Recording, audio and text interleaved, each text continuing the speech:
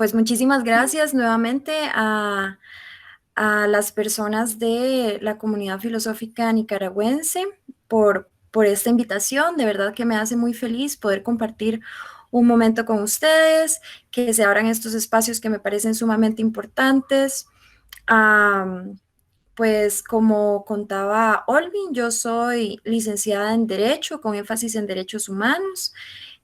Trabajo en la Corte Interamericana de Derechos Humanos, entonces como podrán ver, mi bagaje académico y profesional va más bien inclinado hacia una filosofía jurídica, no, no tanto a una filosofía pues tradicional o lo que se pensaría, entonces también que se tome en cuenta eso. Y pues la conversación que vengo a plantear hoy va dirigida bajo el título de Hacia una epistemología feminista de la independencia latinoamericana.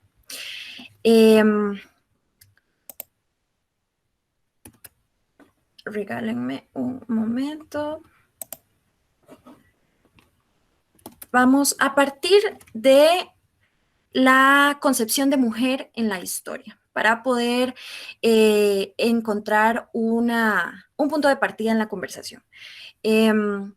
Tenemos que, y esto es algo evidente a lo largo de la historia y del estudio de la historia, que aparece de manera muy escasa la figura de la mujer o las mujeres, tanto en el arte, en la literatura, en la ciencia. Por un lado, porque la figura de la mujer ha tenido muchos obstáculos para sobresalir y para que se le sea reconocido su papel dentro de la historia. Y por otro lado, porque las que han conseguido hacerlo no se les ha reconocido y ni siquiera han sido nombradas en los libros o en las enciclopedias. Entonces, es por eso que traigo a la mesa la importancia del rol de la mujer en la independencia latinoamericana, pero no solamente el rol, sino más allá, sino dentro del estudio de la historia, dentro de una construcción del conocimiento en la historia. Eh, Remontémonos en este sentido a la Grecia antigua. La posición de la mujer en la Grecia antigua, pues, no fue positiva. Sabemos que, por ejemplo, para Aristóteles, la mujer era considerada como un hombre incompleto, un hombre débil, incapaz, eh, que esta influencia de conocimiento se perpetúa a lo largo de la historia, tanto en la Europa medieval, que se trajo al conocimiento de América. La mujer fue considerada bajo múltiples prejuicios, entre ellos que tenía que estar casada para poder tener bienes y estos bienes ni siquiera eran de ella. Eh, que cuando enviudaba, por ejemplo, no tenía la capacidad de trabajar, no tenía la capacidad de estudiar y vemos cómo esto se perpetuó a lo largo de la historia y fue uno de los factores que impidieron que la mujer pudiera extender sus capacidades, tanto políticas, culturales, eh, sociales, económicas, para ejercer una cierta presencia en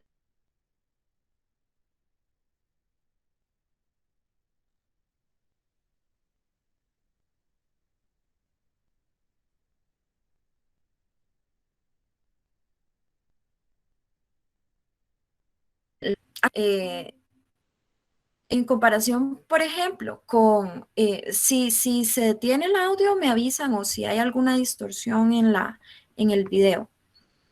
En la historia de la filosofía, por ejemplo, al menos en la facultad a la que yo pertenezco, en la Universidad de Costa Rica, no tenemos una representación importante de filósofas dentro de la historia. Entonces, esto es muy importante porque al momento de construir el conocimiento se está dejando de lado un 50% de las personas atrás, ciertamente, que es este gran grupo que somos las mujeres. De ahí que para plantearse la figura de la mujer en la historia, en esta conversación quiero señalar esos 3 puntos, que existió invisibilidad y presencia, pero una presencia marcada por prejuicios, y más tarde estos prejuicios a lo largo de la historia y bajo cierto momento de crisis es que comienzan a venir luchas y movimientos que comienzan a visibilizar el rol de la mujer en la historia. Estas luchas y movimientos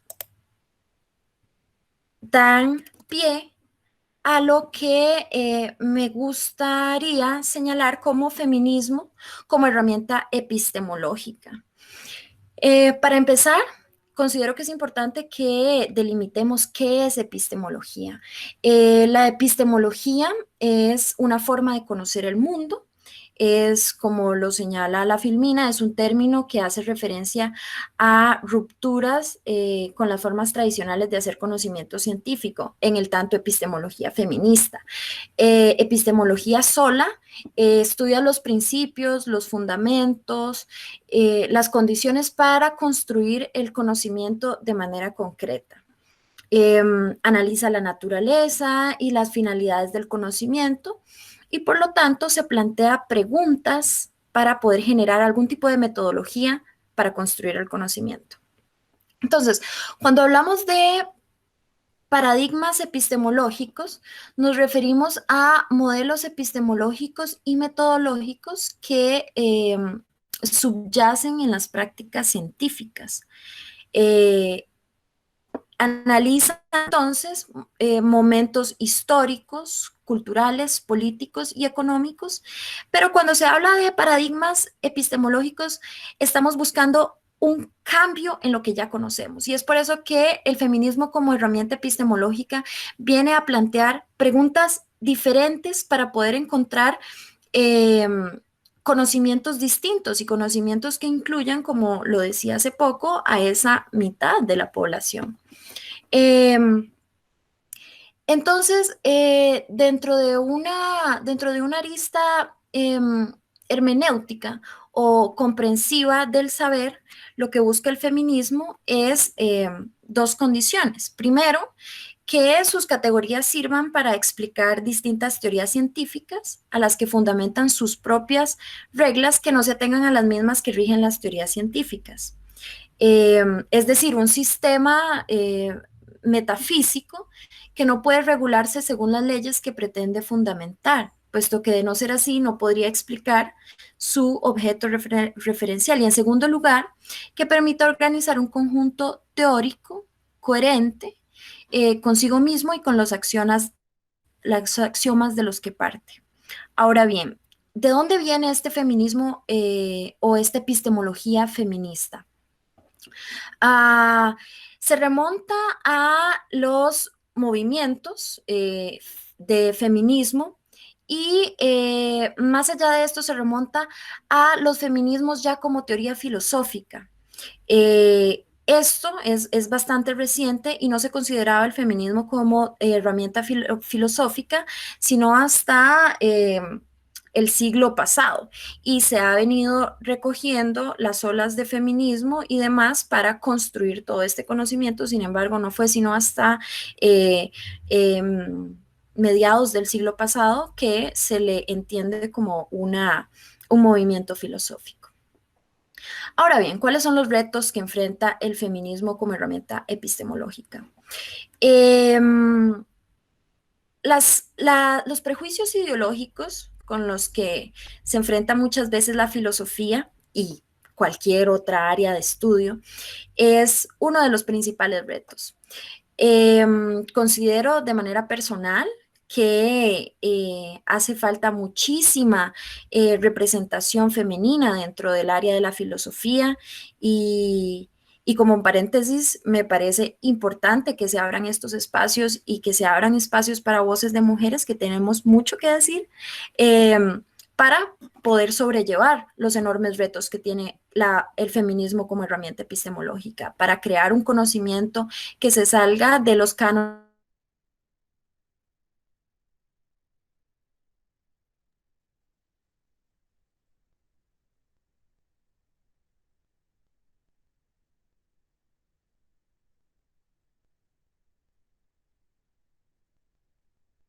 Si ve, Ya listo, ahora sí, hola, Sara. hola, hola, Sí, hola, ya estoy ahora por sí. acá. Creo que se perdió un momento la señal. Pero como decía, si vemos la vista hacia atrás, podemos encontrar que los grandes pensadores que estudiamos en las facultades de filosofía, en las escuelas de filosofía, tenían visiones muy limitadas con respecto al conocimiento de la mujer y con respecto a la figura de la mujer. Vemos a un Schopenhauer hablando en contra de el conocimiento de la mujer. Vemos a un Ortega y Gasset, que es más reciente, que hace mofa de los conocimientos aportados por las mujeres. Entonces creo que no hay que, pues, censurar este tipo de discursos porque son parte del conocimiento y son parte de la historia, pero sí creo que hay que plantearse preguntas que nos dirijan a una epistemología eh, no tradicional, una epistemología que incluya otras visiones. Y eso es a lo que podemos decir que el feminismo le puso nombre y apellido a la ciencia tradicional, porque esto también permeó otras áreas del conocimiento, otras posibilidades de hacer filosofía, otras posibilidades de entender la educación, la política.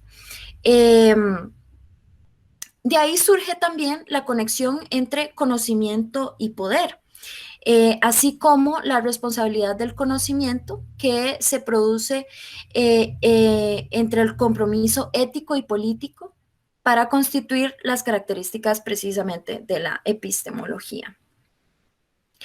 Eh, También vemos que la epistemología feminista no es heterogénea. No vamos a encontrar estándares o parámetros porque es algo bastante reciente, que se está planteando como algo bastante reciente. Entonces, pues por supuesto necesita todavía mucha construcción, mucho trabajo, muchas propuestas de investigación. Ahora bien, pasando a otro apartado de esta discusión, que se relaciona con lo anterior, es el feminismo decolonial. Quien tenemos ahí en la foto es María Lugones, ella es argentina, filósofa y activista que murió hace poquito. Ella planteó por primera vez el concepto de feminismo decolonial. Esto vino a construir también, a partir de una epistemología feminista, otro tipo de corriente del decolonialismo que estoy segura que ustedes ya han escuchado acerca de Aníbal Quiján, que es uno de los mayores exponentes de la filosofía decolonial, y si no, recomiendo su lectura. Eh, lo que plantea María Lugones en el feminismo decolonial, que se relaciona con el gran título que estamos abordando hoy, que es el rol de la mujer o la mujer en la independencia latinoamericana, es que el feminismo decolonial recoge una forma de ver los fenómenos sociales a partir de las diferencias con el otro entendiéndose como el colonizador, Europa, o lo que también denomina Chandra Mohanty, el primer mundo. Eh, El feminismo decolonial, como vemos acá, busca recuperar y reivindicar prácticas que fueron consideradas como símbolos de subordinación o sumisión por la teoría académica feminista occidental. Entiéndase, por ejemplo, podemos mencionar la burka, podemos mencionar prácticas etnográficas propias de los pueblos indígenas, por ejemplo, que eran investigadas desde el feminismo o desde la filosofía como prácticas del tercer mundo, como prácticas de sumisión frente al otro, lo diferente, ¿verdad? Entonces, además, escudriña la metodología feminista del llamado viejo mundo para proponer nuevas formas de entender los feminismos. Como les explicaba yo, la epistemología feminista lo que busca es romper paradigmas y precisamente eso es lo que busca el feminismo decolonial y latinoamericano. Romper paradigmas y aportar eh, traer sobre la mesa los aportes que ha dado el feminismo latinoamericano nacido en Latinoamérica, no el feminismo que nació con Simone de Beauvoir o Lampe de Gouges, ¿verdad? Entonces,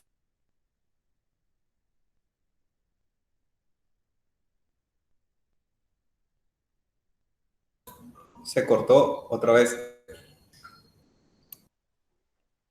Sí, hay que esperar unos 5 segundos. tiene, ya se recuperó Ahora la sí, señal. volví. Volvimos. Qué pena, es que aquí en Costa Rica, en San José, hay una lluvia terrible que me está haciendo perder un poquito la señal.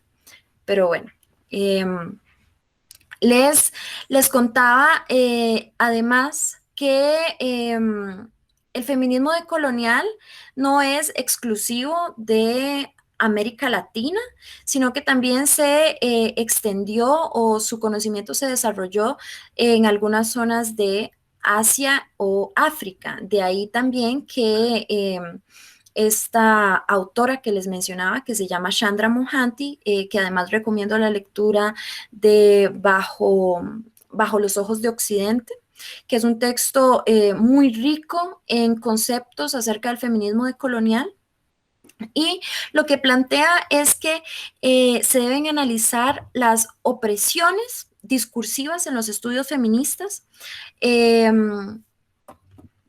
para estudiar las otredades de una forma que se salga de los paradigmas que ya conocemos. Mohanty se centra en el concepto de mujeres, entonces ella plantea que el poder sobre el cuerpo y el poder sobre las mujeres se debe no solamente a prejuicios de los hombres, sino prejuicios que van mucho más allá de un género, sino de la cultura en sí. Entonces, para el feminismo decolonial, la mujer no solamente es oprimida desde un punto de vista de género, es decir, por el hombre, sino también que su cuerpo es oprimido por otras estructuras o mecanismos de poder, en términos Foucaultianos. Entonces ella habla de categorías culturales y étnicas, que incluso pueden ser oprimidas por mujeres, pero estas mujeres tienen unas determinadas características del primer mundo. Son blancas, son mujeres heterosexuales, son mujeres de clase alta o clase media, y no abraza ese feminismo o ese conocimiento mujeres distintas como mujeres indígenas, mujeres negras, mujeres pobres, mujeres musulmanas y todas esas características que engloban el beso de mujer, ¿verdad? O mujeres.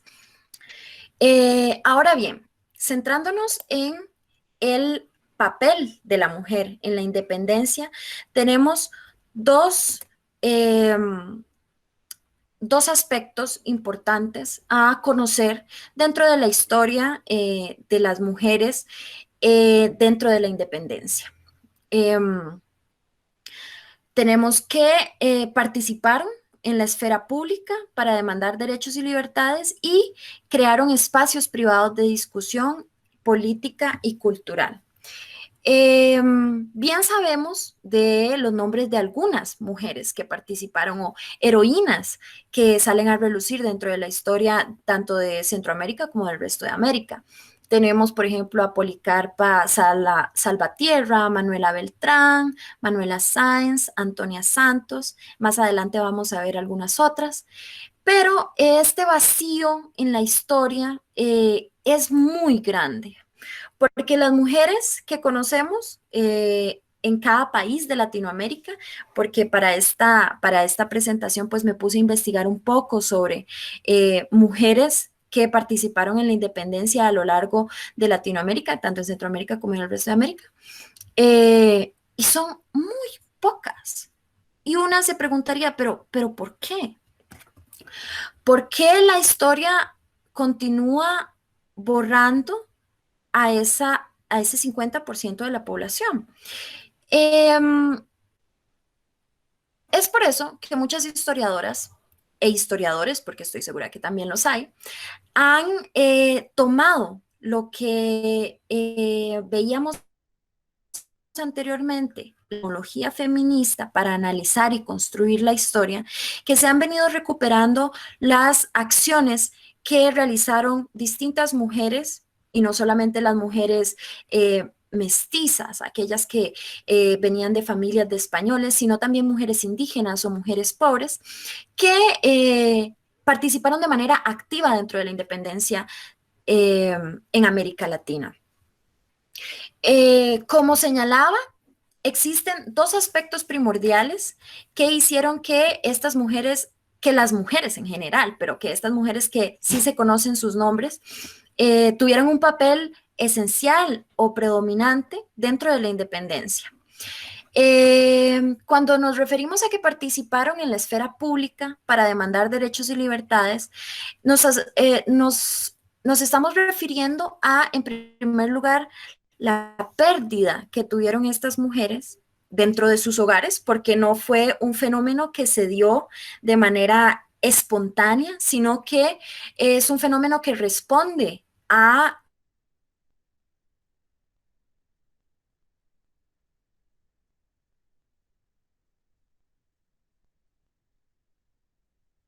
los hombres, hijos, los varones, se iban a... Nuevamente se detuvo. ¿Me escuchan? Sí, todo bien, solo unos segundos se detuvo. Ah, de acuerdo, perfecto. Continuamos entonces.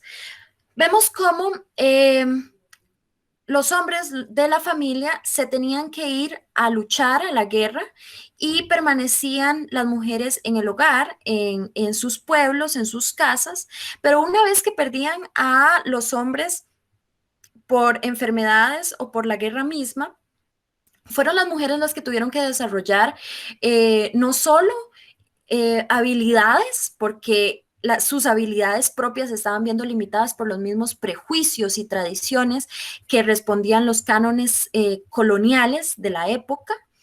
Entonces tuvieron que desarrollar no solamente capacidades económicas para sacar a su familia adelante, sino también tuvieron que tomar por sus manos las decisiones políticas. Entonces tuvieron que exigir sus derechos, tuvieron que exigir sus libertades, tuvieron que efectuar de manera activa su papel político dentro de la historia y dentro de la historia de la independencia. Lo interesante de esto es que una vez que son las mujeres las que toman un papel activo dentro de la política, es cuando finalmente se escucha la otra parte de la historia, ¿verdad? Entonces es cuando se escuchan las necesidades de las familias, las necesidades que antes se pensaba tenían que estar en un ámbito de la vida privada. Como la salud sexual y reproductiva. Claro está, para ese momento todavía seguían siendo sociedades muy conservadoras, muy religiosas, pero se comienzan a plantear muchas de las problemáticas que sufrían las mujeres y se comienza a ver cómo poquito a poco se va recuperando o se va más bien tomando la voz de las mujeres dentro del plano político. Además, fueron las mujeres las que crearon espacios privados para discutir sobre política, como por ejemplo las chicherías en la Plaza Mayor de Santa Fe y las tertulias como las de Juana Antonia Padrón de Montilla, que es en donde se utilizaban estos espacios para compartir ideas políticas, hablar sobre literatura, sobre ciencia, y estos espacios privados, antes de los contextos de crisis en América Latina, no se daban para las mujeres.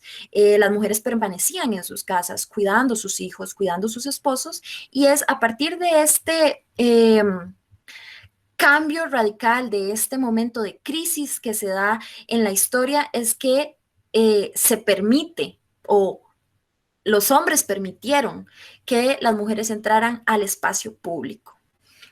Porque antes de eso eran muy pocas las excepciones de las mujeres que podían hacer esto, y por supuesto mujeres de, de, de sectores económicos mucho más pudientes, por supuesto. Mucho de los cambios que se dieron en este momento histórico se debió también a la inspiración que surgió de la Revolución Francesa. Acotamos al lado, ¿verdad?, que derechos del hombre, en el marco de la Revolución Francesa, precisamente se hablaron de los derechos del hombre.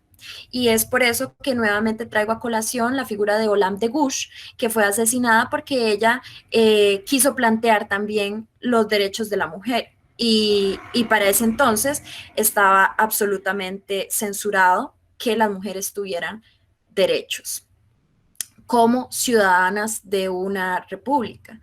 Entonces vemos como, a pesar de que sí, ciertamente existió una visibilización importante del papel de la mujer dentro de la independencia, no fue porque fuera dado así, bajo estos términos de derechos o de posibilidades, de libertades, sino que respondió más bien a una situación de necesidad. Ahora bien, como les señalaba anteriormente, me parece importante que, si estamos hablando de visibilizar el rol de la mujer dentro de la independencia latinoamericana, que precisamente veamos algunas de las mujeres que, más allá de su papel de madres y esposas, jugaron un papel activo dentro de la independencia latinoamericana.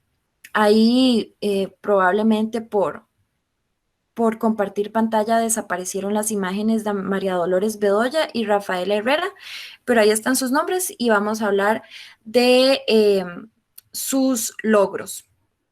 Antonia Santos fue mártir de la independencia en Charalá, Colombia.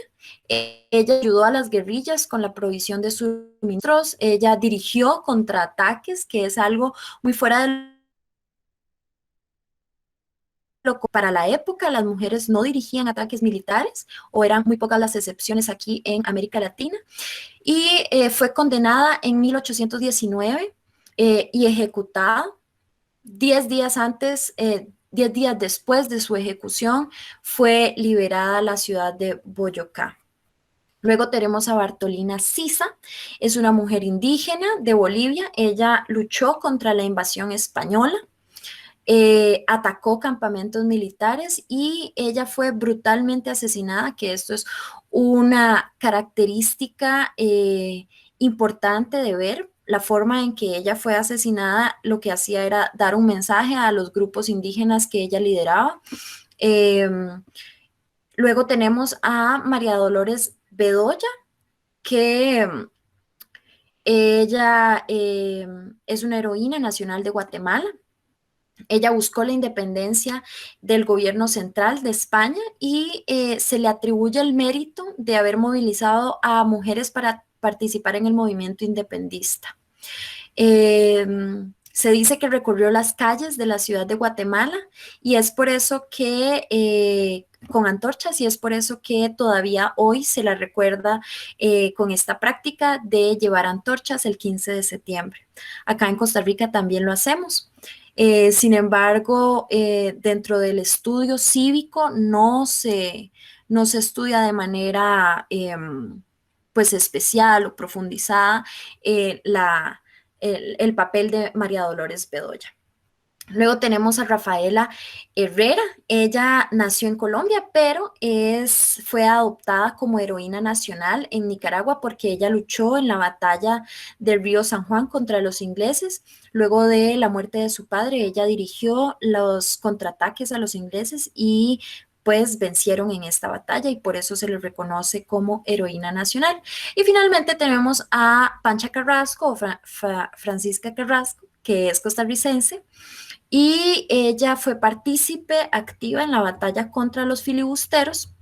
Eh, y si bien todas estas mujeres actuaron de activa en el papel militar de la independencia, sí se caracterizan porque en un primer momento ellas fueron subyugadas bajo los prejuicios de la época colonial. Por ejemplo, a Pancha Carrasco, una vez que ella se unió al movimiento independista, lo que se le adjudicó fueron trabajos tradicionalmente propios de la mujer: coser banderas, coser uniformes, cocinar, cuidar a los enfermos, pero nuevamente vemos como una vez que nos encontramos en un periodo de crisis, cuando ya hacía falta militares, cuando ya hacían falta hombres, se le dio a ella su fusil para que fuera a luchar junto con sus compañeros. Entonces,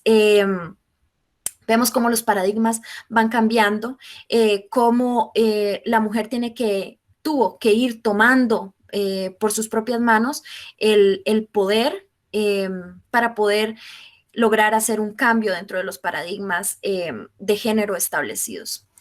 Y ya para ir concluyendo,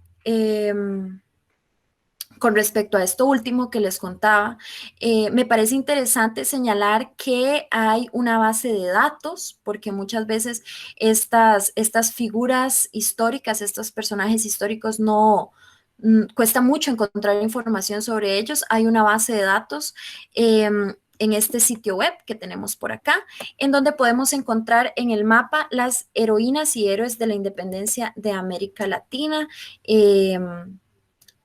Después puedo hablar con los organizadores para enviarles el link, pero me parece muy interesante que si gustan conocer un poco más sobre heroínas o héroes de la independencia de América Latina, por acá se pueden ver la información. Finalmente, esta es alguna de la bibliografía que utilicé para construir esta pequeña presentación. Recomiendo especialmente el texto de María Lugones, que es Hacia un feminismo decolonial, y el de Chandra Mohanty, por supuesto, que también habla de un rompimiento del paradigma. Finalmente, me gustaría concluir en que fueron muchas las mujeres que escucharon el llamado de libertad durante los años de crisis, que se plantaron en la lucha por la independencia y la consolidación de la independencia, que mostraron un compromiso con la vida pública, involucrándose de manera activa en los acontecimientos, en los discursos políticos, que fueron valientes porque muchas veces alzar la voz bajo esos contextos políticos era un riesgo vital para ellas y aún así lo hicieron. Y no solamente estas mujeres puntuales que señalamos, sino todas las otras que quedaron olvidadas a lo largo de la historia, que precisamente a través de un cambio en los paradigmas, a través de herramientas filosóficas como una epistemología feminista, se puede crear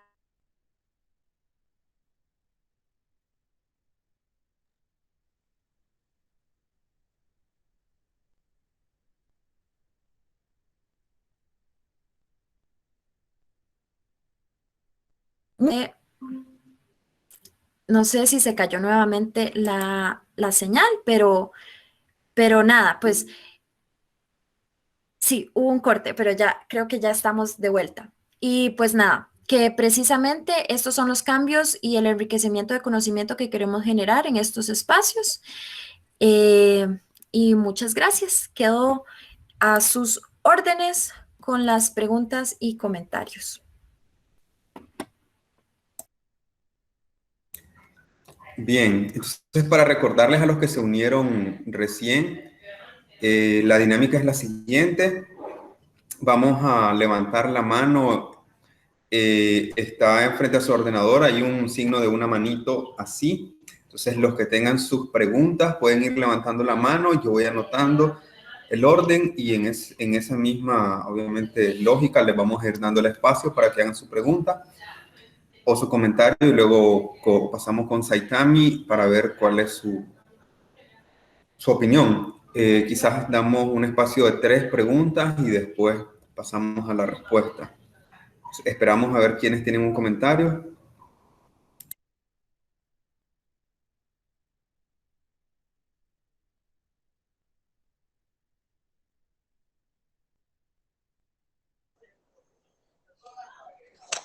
Hola, buenas noches. Hola, Xiomara. Buenas noches. Bueno, en primer lugar, agradecerles la invitación. Le envié la invitación a un profesor y pues él también me invitó. Y me pareció muy interesante el tema, ¿verdad? Por el contexto de la participación de la mujer en el periodo de independencia de los pueblos latinoamericanos y centroamericanos especialmente. Yo soy maestra de ciencias sociales, soy de Nicaragua. Y interesante, ¿verdad? La participación de nosotras en este contexto, porque realmente, pues en los libros de textos, incluso en las clases de sociales, hemos, al menos personalmente, pues lo he enfocado en la participación de la mujer desde el punto de vista histórico, ¿verdad? Tomando siempre el cuidado de no fomentar más aquella cuestión de que del feminismo radical, ¿verdad? Que honestamente pues se ha confundido este feminismo radical a la participación de la mujer en el contexto histórico. Y me parece relevante, ¿verdad?, que desde el punto de vista filosófico también se presente a la mujer como eh, la mujer en el desarrollo de la historia, pero también contextualizando la época, ¿verdad? La época histórica, porque no voy a comparar a la mujer del siglo XVI a la mujer del siglo XIX al siglo XX, o contextualizarlo a nuestro contexto. Entonces, me gustaría saber a la joven abogada que trabaja para la CIH, el enfoque que le están dando a la mujer indígena, ¿verdad? Porque poco se habla de la mujer indígena en la participación de, de la libertad cultural y también de la participación en la mujer como también formadora de familia, ¿verdad? La mujer como fomentadora de valores, y porque poco lo vemos, ¿verdad? Se ve a una mujer reivindicando con derechos, pero también a ese valor de la mujer que promueve el valor de la ética cuidando a su familia. Gracias.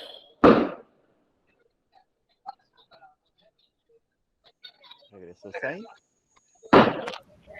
Muchas gracias, Xiomara. Esperamos otro comentario, otra pregunta. Sí, no, yo tenía una pregunta. Disculpe. Sí, la Me escuchamos. disculpan que no levanto la mano, porque es que estoy con mi Android y el Classroom en mi desktop soy más especialista. Yo pregunto que si a nivel de, de, de, de la, de la función jurídica que ella ejecuta, ¿qué han hecho para promover el valor de la mujer indígena, ¿verdad? Para rescatar los valores éticos de la cultura, principalmente en Mesoamérica. Gracias.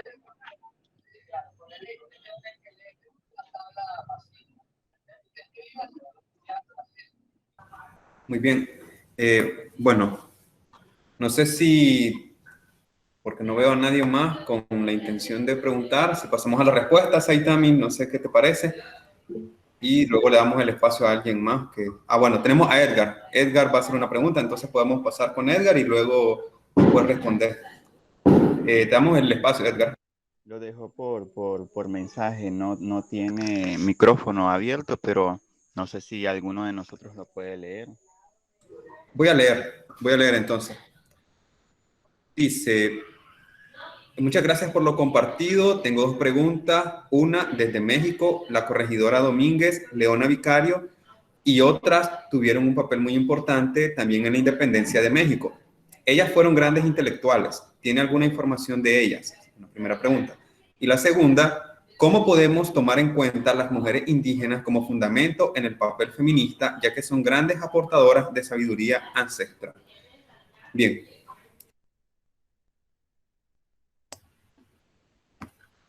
Bien, muchísimas gracias a ambos por las preguntas muy interesantes. Se me cortó un poquito durante la pregunta de doña Xiomara, pero espero poder responderle lo más completo posible. En primer lugar, con respecto al primer punto que mencionaba,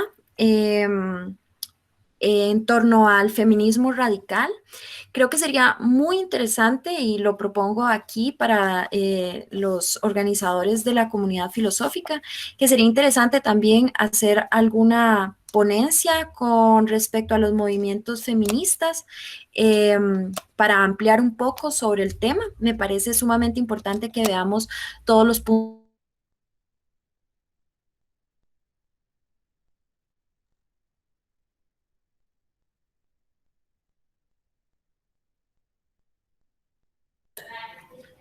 Puntos de Se cortó vista. un poco. Sí, ya me escuchan. De acuerdo, entonces sí, pues nada, me parece interesante que se plantee esta idea para que analicemos pues distintas corrientes del feminismo.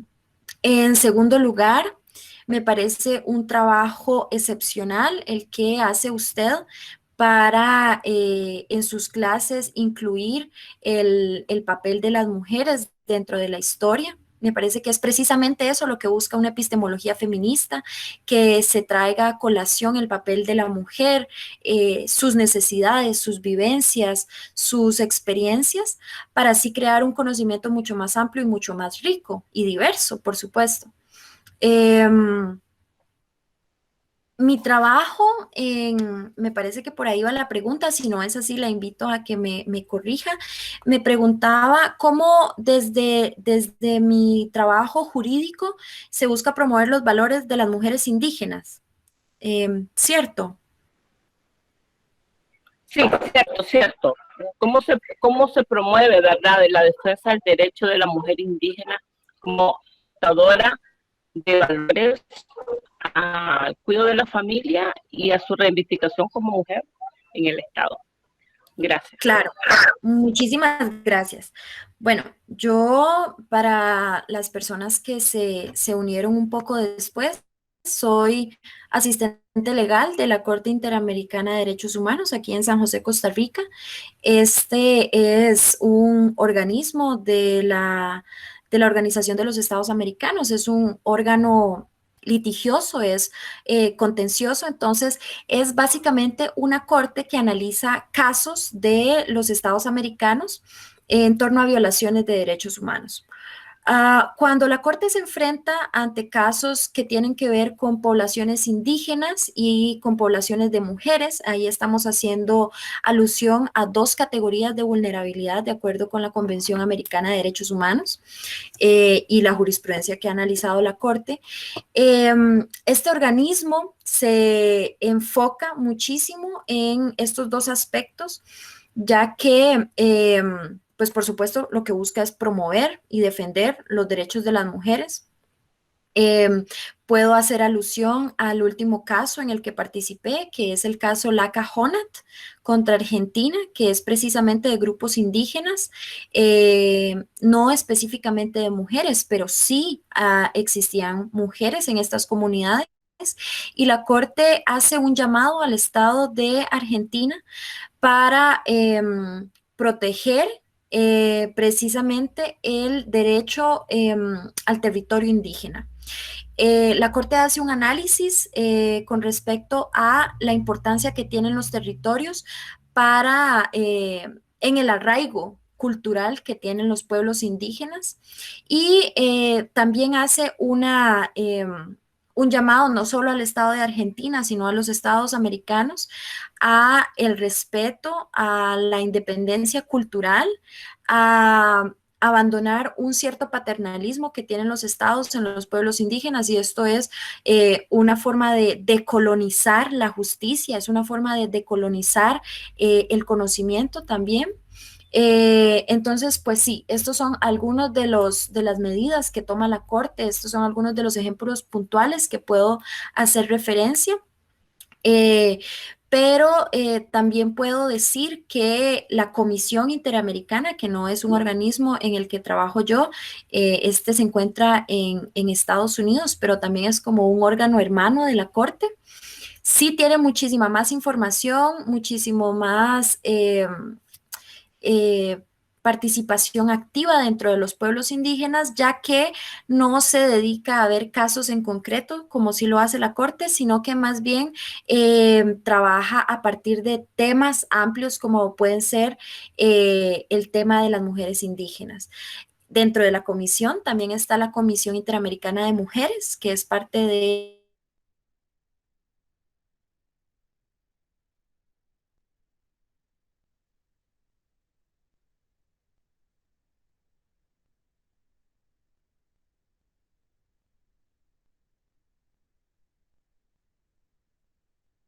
este. Se perdió la señal un segundito, pero ya estamos de vuelta. Y sí, pues nada, eso por un lado. Espero haber respondido su pregunta. Quedo a sus órdenes si necesita pues material de la comisión. Siempre se encuentra mucho material con respecto a mujeres indígenas que ha producido la comisión, especialmente en Guatemala. Hay mucho sobre mujeres indígenas. Ahorita es un poco más complicado tener información de Nicaragua, pues por el mismo contexto en el que se encuentra en este momento, pero quedo a sus órdenes para cualquier otra pregunta. Muchas gracias, le agradezco. Yo soy de un barrio indígena de Nicaragua, se llama Monimbó, y los derechos humanos y políticos en mi barrio han sido violentados. Sí. Ojalá que este sea un medio también para llevar casos, ¿verdad? No ahora mismo, sino a futuro, porque sí vamos a necesitar. Gracias. Muchas gracias, doña Xiomara. Precisamente eso es lo que se busca en estos espacios, visibilizar y pues también conocer las situaciones que están ocurriendo en otras partes, ¿verdad? Y ahora con respecto a la pregunta de Edgar, espero que siga en el chat la pregunta, porque...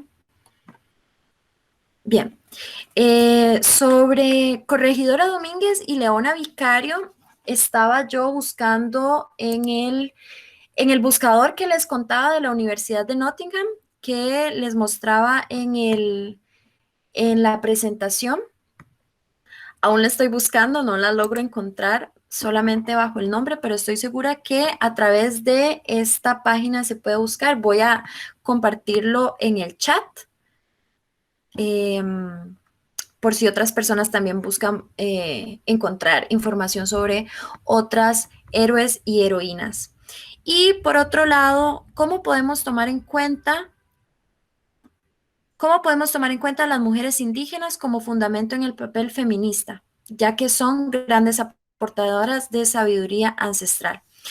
Precisamente eso es lo que busca el feminismo decolonial, recoger las prácticas antiguas, las prácticas de lo que se denomina desde la sociología el otro, o desde este punto de vista la otra, para poder recoger estas prácticas y no verlas desde una forma paternalista o desde una desde una visión condescendiente del conocimiento, sino reivindicar estas prácticas.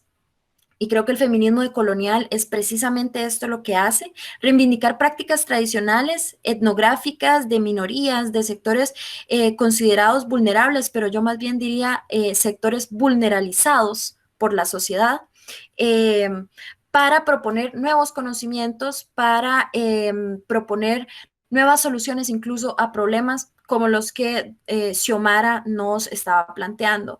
¿Por qué es que un Estado no puede proponer soluciones a pueblos indígenas? Y eso lo vemos a lo largo de Latinoamérica. ¿Por qué los estados fallan para proteger los derechos de los pueblos indígenas? Pues precisamente es porque no se da la tarea de colocar el conocimiento de los indígenas, darles una voz a los pueblos indígenas dentro del imaginario cotidiano, dentro de el imaginario político actual. Entonces creo que sí, eso es un reto al que nos estamos enfrentando en este momento, es un reto que creo que va mucho más allá de organismos internacionales, sino creo que es un trabajo que se tiene que hacer desde lo teórico hasta lo práctico. Muchas gracias por su pregunta. Creo que Wilfredo tenía la mano levantada. Sí, creo que tenemos a Wilfredo y a Junior, entonces no sé en qué orden, si puedo darle la palabra primero a Junior, Wilfredo, y luego te la doy a vos. Eh, yo no levanté la mano, fue Junior Alanis. Bueno, lo siento, tienen el mismo apellido. Entonces, Junior, te damos la palabra. Ok, buenas noches. Preguntas, ¿me escuchan, verdad? Sí, claro y Ok, fuerte. bien. Ahorita bueno, mi pregunta va a ser una inquietud que tengo, pero ahora que estuvieron hablando de lo indígena, lo cultural, solo para traerlo a colación, no sé qué tanto tenga que ver. La otra vez, una amiga que igual estudió Derecho y ha tenido que ver, ¿no? con esos temas de los derechos de los indígenas. La otra vez me explicó, o algo así, de que, por ejemplo, en muchos... Disculpa, voy a seguir hablando, pero voy a desconectar el audífono porque se me despertó. No sé si me oyen todavía, sí. Ok. Sí, muy bien. Entonces explicaba que en ocasiones, por ejemplo, solo por poner un ejemplo, se pedía el derecho a la educación de los niños para ir a la escuela, pero la cultura de algunos pueblos decía que se educaban en casa y que no lo querían cambiar, y al final eso terminaba siendo un derecho de determinación de parte de ellos. Entonces no sé si esto tenga que ver con algunos rasgos culturales de las mujeres indígenas. No sé si tiene que ver, no sé si lo trae a colación. Ahora viene mi pregunta, ¿no? Que sería, bueno, la epistemología, la filosofía del feminismo trata de buscar ciertas respuestas y ciertas lógicas, ¿no? Y yo pregunto si se han llegado a ciertas conclusiones de cuál sería el problema fundamental de lo que ha sido, por decirlo así, esta marginación a veces hacia la mujer o esa subestimación, ¿no? Y pregunto si tiene que ver, o porque es algo que yo creo y según lo que he leído, la influencia de lo religioso, de lo dogmático y obviamente de lo cultural, y qué tanto se ha logrado avanzar en estos tiempos, ¿no? Porque yo creo que es de lo que más influye, es de lo que más se sostiene a veces el machismo y la opresión de las mujeres. No sé si tiene algún concepto de eso, que me gustaría escucharlo. Y por último, preguntarte si me puedo poner en contacto porque necesitaría algunos textos acerca de los derechos humanos de las mujeres en países de alta conflictividad. Me gustaría si me puedes brindar algún apoyo de texto con eso. Por supuesto que sí. casi se me olvida compartir, muchas gracias Junior por tu pregunta. Casi se me olvida compartir el link este que les contaba. Por favor, me dicen si lo pueden abrir. Es el link para acceder a los héroes y heroínas de la independencia de América Latina. Por otro lado, con respecto a tu primer comentario, genial. Ahora les voy a compartir mi correo electrónico por si se quieren poner en contacto para, para los textos de las lecturas recomendadas que veíamos en la presentación, que tal vez no pudieron anotar, y entonces siéntanse en la libertad de escribir. Con muchísimo gusto les puedo pasar el material.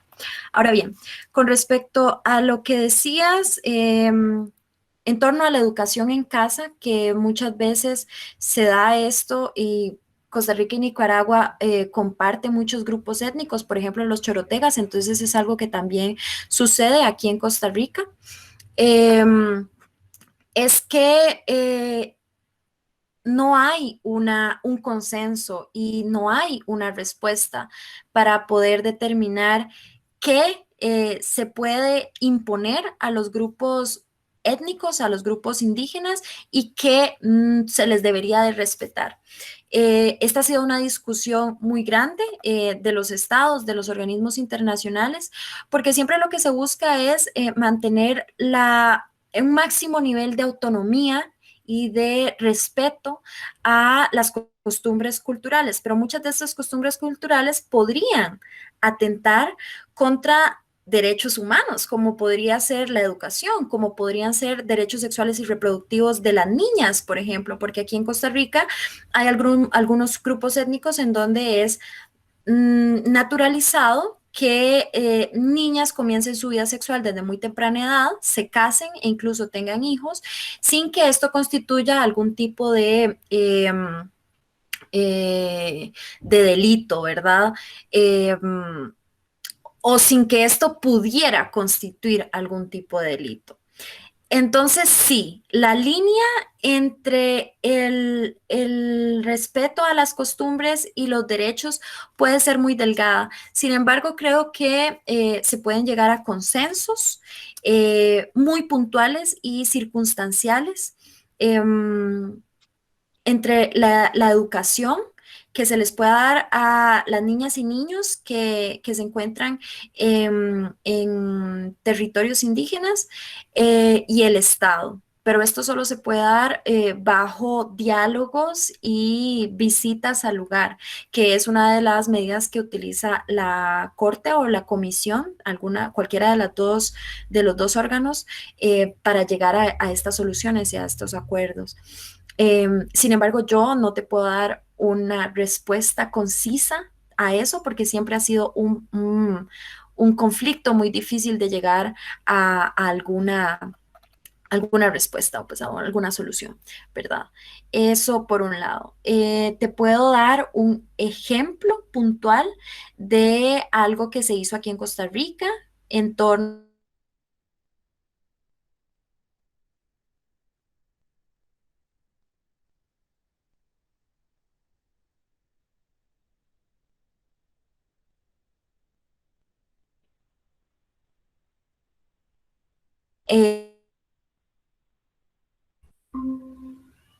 listo, volvimos. Siempre llegamos al gran tema de que las grandes áreas del conocimiento han estado dirigidas por hombres y por hombres blancos, heterosexuales, de un cierto rango económico, ¿verdad? Entonces, la salud siempre fue y ha sido a lo largo de la historia vista desde la óptica de este gran grupo de poder. En Costa Rica, las mujeres indígenas existía el fenómeno de que no iban a los centros de salud porque las costumbres que ellas tienen no coincidían con las prácticas de labor de parto occidentalizadas, ¿verdad? Entonces, ellas lo que acostumbran es parir en cuclillas, que es un método absolutamente posible, sano, que no va en contra de la salud de las mujeres, pero no se querían las autoridades de salud en... pues occidentalizadas en Costa Rica, no querían practicar este tipo de partos. Bueno, pues mediante un diálogo con los grupos indígenas, con estas mujeres que querían tener otro tipo de, en primer lugar, no camillas, no camas cerradas, se les establecieron diferentes medidas para que se pudiera respetar la salud sexual y reproductiva de estas mujeres en un plano práctico. Entonces vemos cómo esta es una solución que se llegó a partir de diálogo y a partir de consenso con los grupos indígenas. Eso por un lado. Ahora bien, cuando vos hablas de, preguntabas si se han llegado a conclusiones, eh, creo que dentro de la filosofía es muy difícil llegar a conclusiones. Cuando hablamos de filosofía, nunca a lo largo de la historia hemos terminado, porque si no, moriría la filosofía. Llegaríamos a la solución de, bueno, sí, el ser en sí, de acuerdo con lo que dijo Heidegger, es la realidad y ya no se podría desarrollar más. Y eso es lo más bonito que tiene la filosofía, que nunca se llegan a conclusiones cerradas, a una solución que no se diga, bueno, todavía se puede sacar mucho más de esto. Y eso es el ponía en este ratito, que es que siempre se va a seguir llegando a diferentes ideas no conclusivas. Y no es algo que haya arribado hace poquito, sino siempre se ha ido desarrollando nuevas corrientes y eso lo vemos con el feminismo decolonial, que es, creo yo, una de las grandes victorias de la epistemología feminista, el feminismo decolonial como corriente filosófica. Que vino a plantear y a poner sobre la mesa que el conocimiento que se tenía de los opresores y las oprimidas podía ir más allá de la mujer y el hombre, sino que puede analizar diferentes factores, que eran los que veíamos: la etnia, las diferencias raciales, la economía, la religión, la zona geográfica. Entonces, cómo los medios de opresión pueden ir mucho más allá del género. Y eso se ha ido construyendo poquito a poco, porque, por ejemplo, vemos a Kollontai, que nos expone tipos de opresión a través de no solo género, sino la clase social. Entonces ella decía, las mujeres no solamente estamos oprimidas por un sistema capitalista, sino que también estamos oprimidas por el obrero que viene a nuestro hogar, nuestra pareja que viene a oprimirnos. Esa es otra forma de opresión. Y es una forma de opresión que va mucho más allá de las estructuras tradicionales que se conocían antes de esta pensadora, ¿verdad? Entonces, sí, espero haber podido responder tu pregunta. Sentite en la libertad de solicitar el material que yo pueda darte.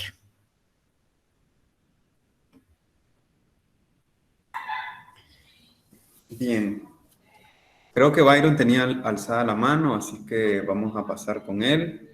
Y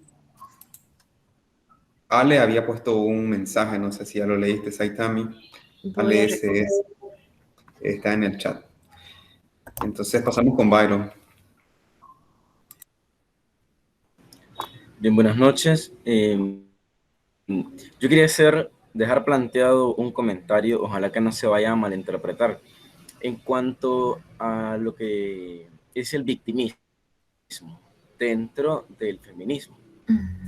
Ciertamente, algo que yo nunca voy a negar, de que hay situaciones en donde las mujeres son oprimidas, son limitadas dentro de la sociedad, del ámbito de la política, la misma educación, y en todos los campos, ¿no? Hay muchas limitantes para la mujer. Sin embargo, hay un fenómeno que se ha dado en estos últimos años, y puedo hablar de décadas, en que los movimientos feministas, y creo que a eso se refería Xiomara con el feminismo radical, que se hace demasiado énfasis en que son atacadas, que son oprimidas, que no les dan espacio, pero más allá de la queja, no hay nada.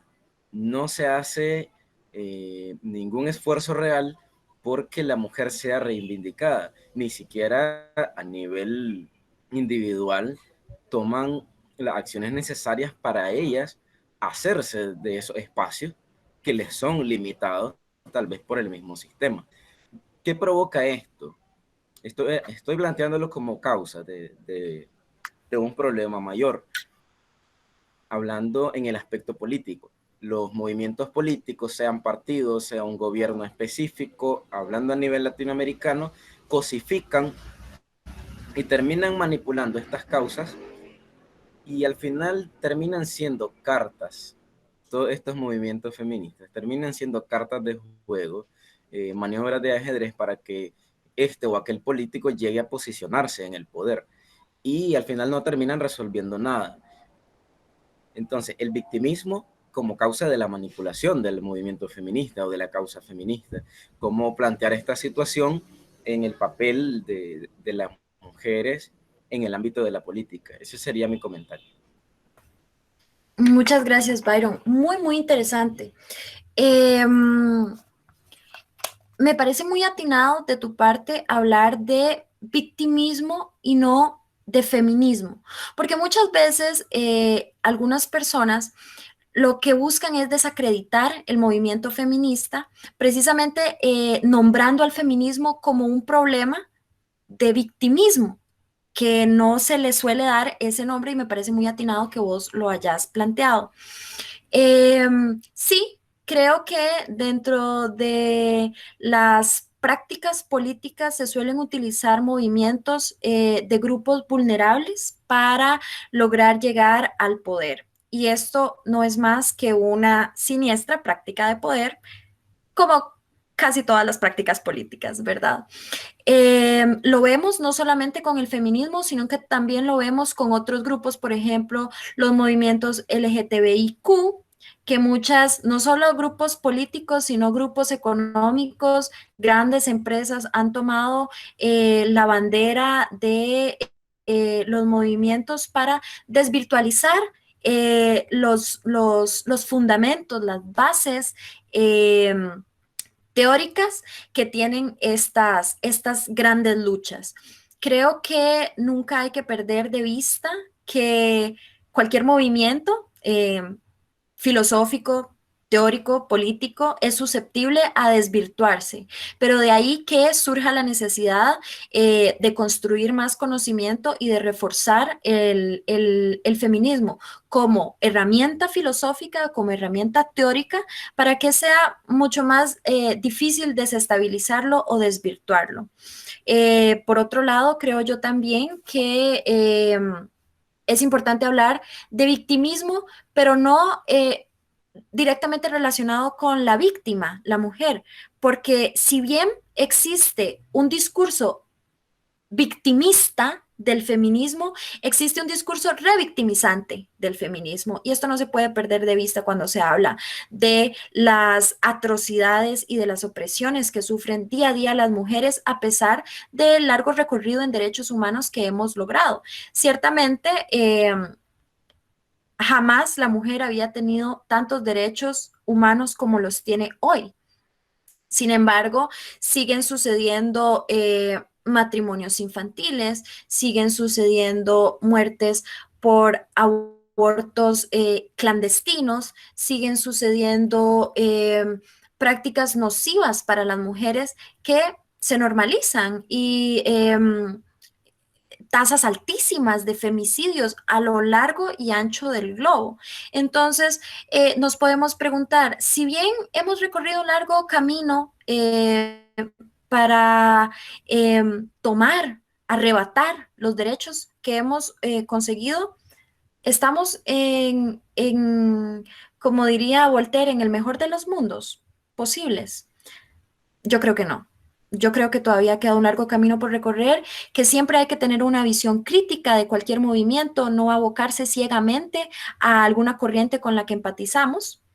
Es importante tener una visión crítica porque solo así se puede llegar a desarrollar más, a fortalecer más, pero sí creo que no podemos permitir que se desvirtualice o se desvirtúe, perdón, el movimiento feminista por prácticas políticas o económicas.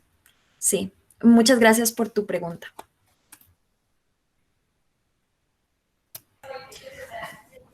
Bien, creo que nadie más ha levantado la mano. Yo tengo un comentario, Saitami. Yo soy moderador, pero siempre me gusta involucrarme. Casual con esto que está hablando Byron y esto que acabas de contestar vos, tengo que decir que me encantó la respuesta y quiero ligarlo al tema hacia una epistemología feminista, ¿verdad? De la independencia. Con respecto a lo epistemológico, ¿cómo nos enfrentamos a ciertas realidades, a ciertos discursos y cómo vamos construyendo conocimiento? Ayer casualmente yo discutía con mi pareja un tema que nunca había escuchado, soy sincero, que ella me planteaba, ella sí se considera feminista, y ella me decía, por lo general siempre estamos contando las víctimas y siempre el discurso es de las víctimas. O, por un ejemplo, tantas niñas violadas, tantas mujeres asesinadas, como se pueda llamar. Pero realmente estamos hablando de tantos violadores en la sociedad y tantos asesinos o feministas, o sí, no sé cuál es el término exacto jurídico, pero es la misma cantidad de hombres agresores, en la misma cantidad de victimarios, y siempre estamos hablando de la víctima, o sea, inclusive en el discurso de cómo accedemos al conocimiento práctico que está ahí, físico, seguimos hablando de la víctima, pero no le estamos responsabilizando al victimario en ningún sentido. Yo realmente me quedé asustado hasta cierto punto porque es algo que venimos repitiendo que con cierta comodidad, pero para eso está, ¿no? La filosofía del pensamiento crítico, para incomodarte, para moverte de tus bases tradicionales, y me pongo a pensar, ¿podemos problematizar esto realmente y podemos desarrollarlo desde un pensamiento crítico que obviamente nos permita encontrar nuevas perspectivas? Más que todo ese es mi comentario. Totalmente de acuerdo con vos y con tu pareja que plantea esta problemática.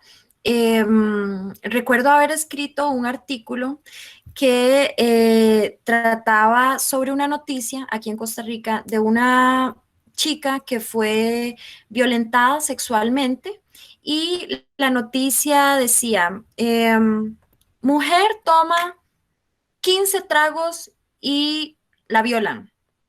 Entonces siempre tenemos la idea de que es la víctima la que tiene la culpa o es la víctima. El foco está encima de la víctima, pero desde una arista negativa, no es desde una arista de vamos a proteger a la víctima, sino de precisamente lo que vos apuntás.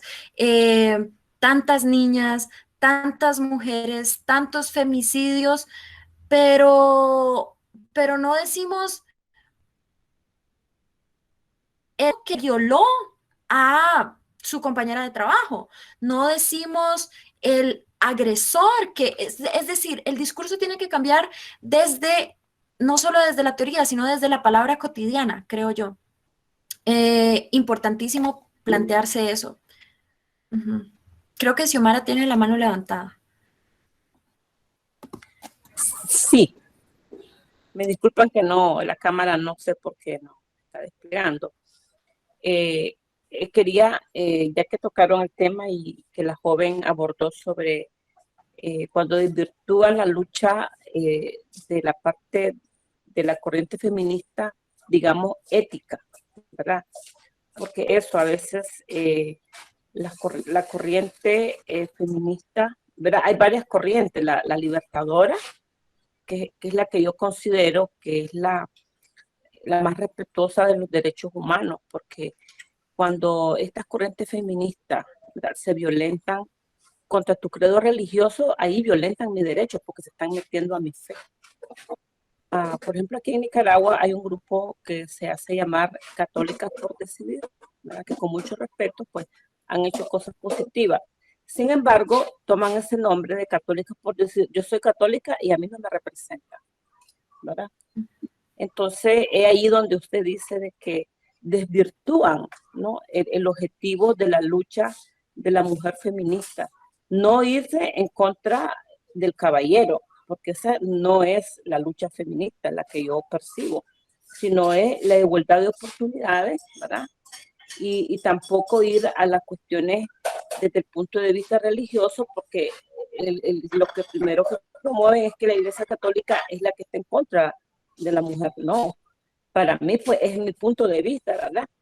Y qué bueno que estos espacios sirvan, porque a veces se tiende a confundir, especialmente a las niñas jóvenes de comunidades vulnerables, ¿verdad? Que a veces con estas corrientes las engañan y violentan su derecho humano desde su experiencia de comunidades ancestrales.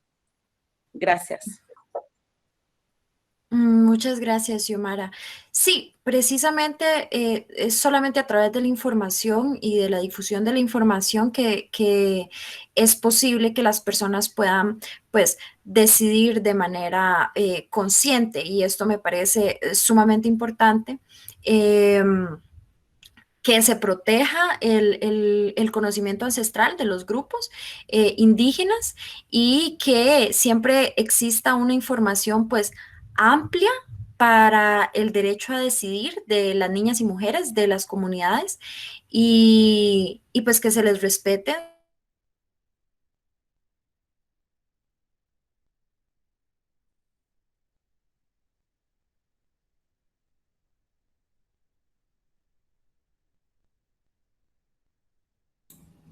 Se nos quedó congelada Saitama.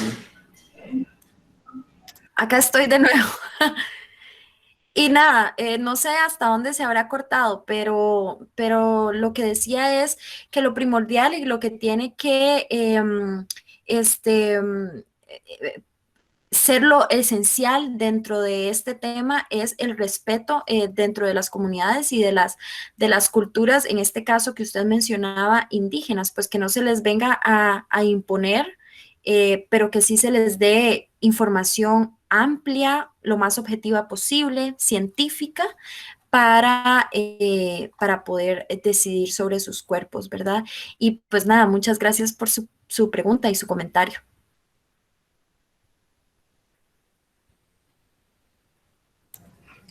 Bien, creo que podemos ir cerrando la discusión.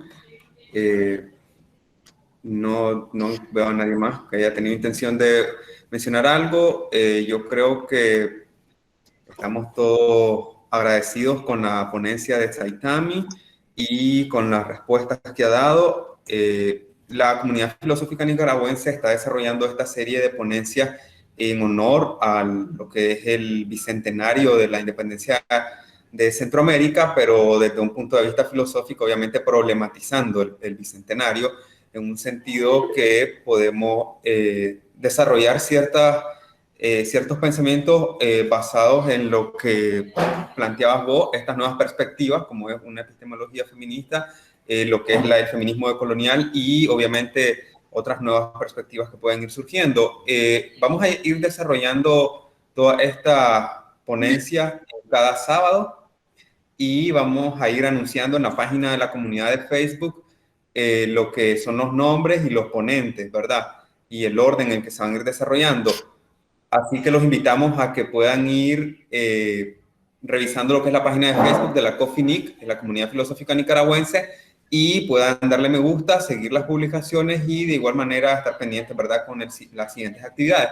Nosotros estamos realmente agradecidos con la participación de todos. Realmente estamos alegres, ¿verdad?, de haber podido servir de plataforma para estas discusiones.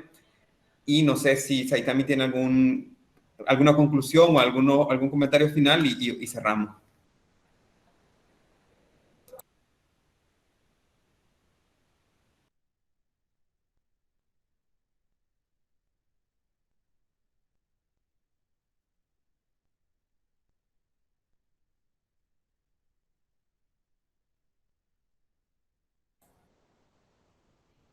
se quedó congelada o tenía un comentario.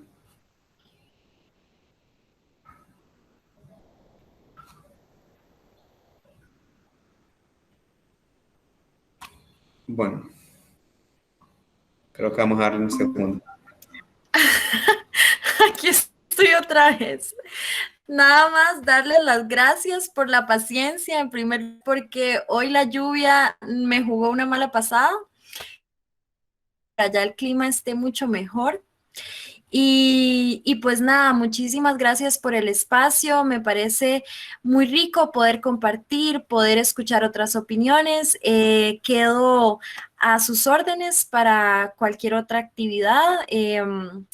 Y pues nada, muchas felicidades también por este espacio y por construir este grupo tan esencial que hace falta muchísimo aquí en Centroamérica. Entonces, pues un aplauso para ustedes. A usted, muchas gracias.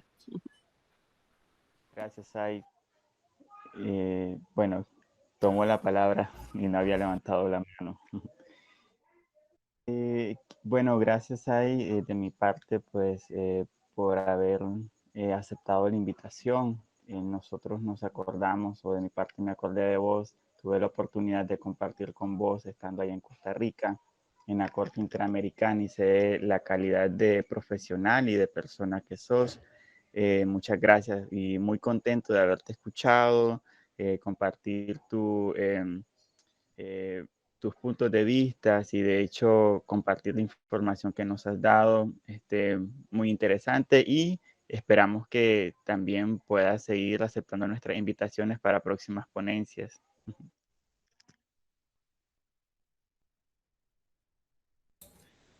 Entonces, Byron, creo que terminamos la grabación.